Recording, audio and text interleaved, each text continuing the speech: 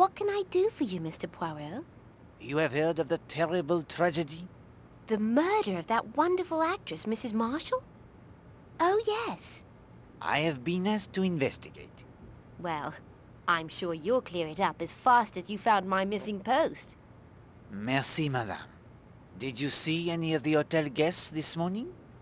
Yes. Major Barry came in around 9:30. He wanted to use the phone. Then he declared it wasn't private enough for his needs and said he'd drive into Kingsbridge instead. What do you suppose was so private he couldn't call from here? It's not as if I'm one to gossip. Of course not. Did you see anyone else? Yes. That young stepdaughter of Mrs. Marshall's came in to refill a prescription for her. What was the prescription? A sedative. Trianol. When was Mademoiselle Marshall here? Why, it was only a little while ago. Right before I heard the news of the murder. Hold on. Arlena was well dead by that time. Indeed, she had no more need of the sedatives. Thank you, Madame Hughes. That is all my questions.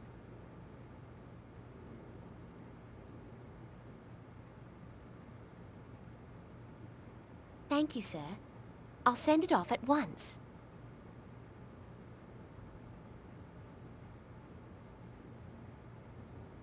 Thank you, sir.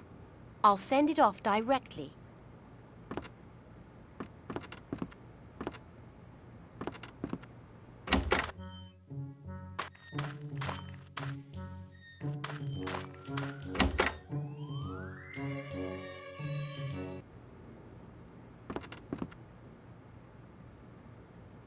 Have you any dark rum?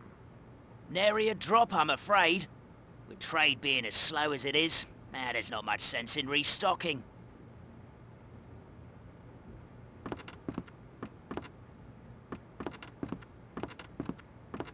Hello, Poirot. Seems like the old place isn't so dull anymore. No, it is not. Proceed with care, Hastings. We have need of Monsieur Blatt's assistance. Righto.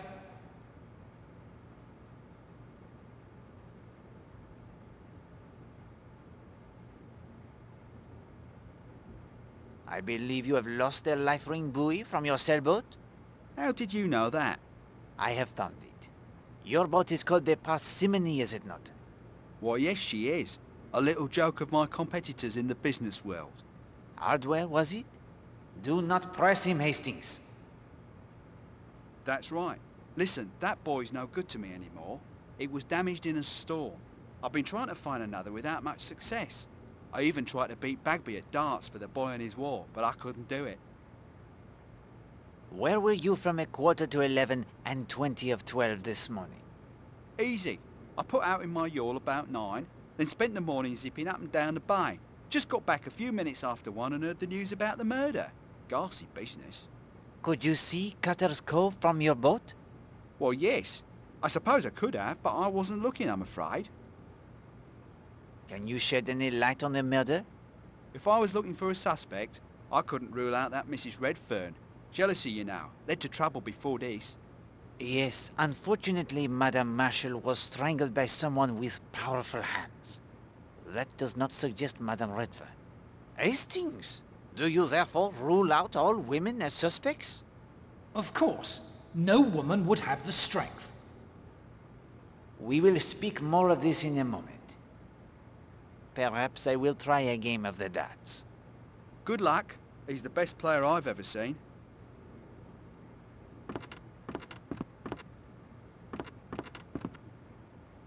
Please, leave me alone for the moment.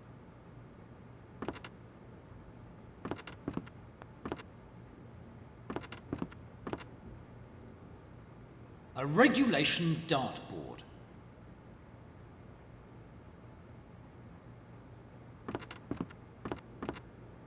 A life ring buoy. Very handy if the pub should start to sink.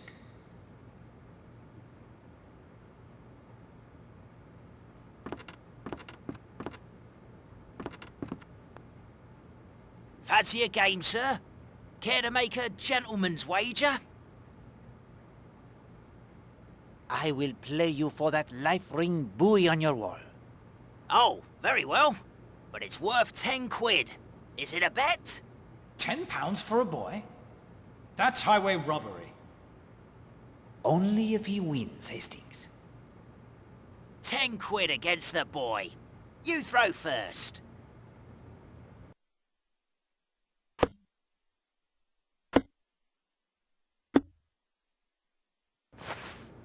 Splendid throw.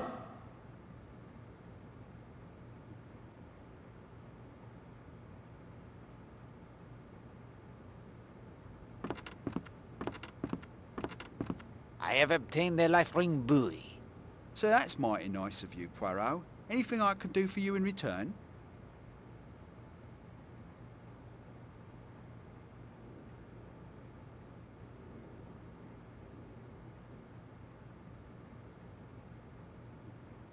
Do you have the compass I might borrow?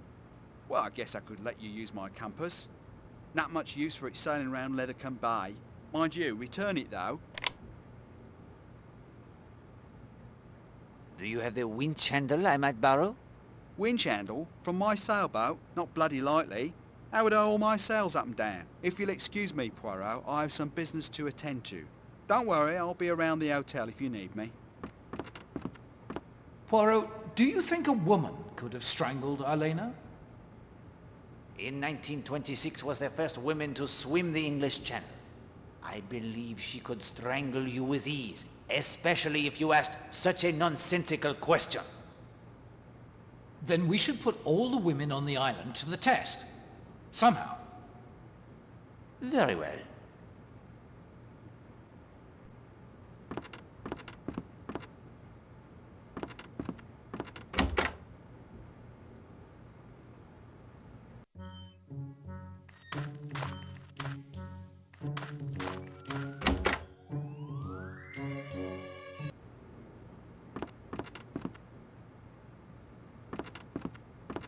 Poirot, any indications yet in Elena Marshall's murder?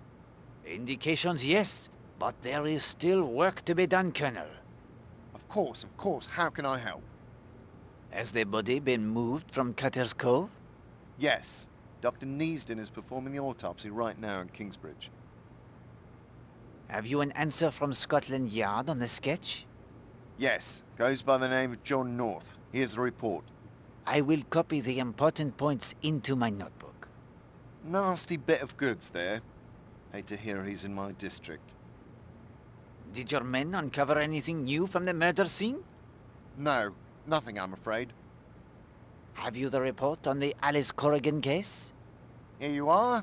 As I said, it wasn't my district. Chief Constable in charge did all he could. Eventually he turned it over to Scotland Yard. They have a couple of men on it, I believe. Merci beaucoup. I will make the notes of my own. Husband's alibi looks unbreakable, and there are no other real suspects. Do you have the background checks on the suspects? Not yet, I'm afraid. Mrs. Castle is very nervous. She may attempt the escape. We're ready to follow if she does. I have here the letter, written to Elena, signed only J.N. Do you think you could have Scotland Yard ask among her acquaintances in London if they can identify this man? J.N.? It's not much to go on. Do you have anything else? Not at this time, I'm afraid. Did Monsieur Blatt report to you that his boat had been fired upon? I'll say not. When was this? That I cannot tell you. He mentions an accident in the storm only. What storm? We've had fair weather for weeks now. Then why would he conceal such an attack? I could bring him in for questioning. Not just yet, please. Again, I would advise only to watch his movements should he leave Seadrift Island.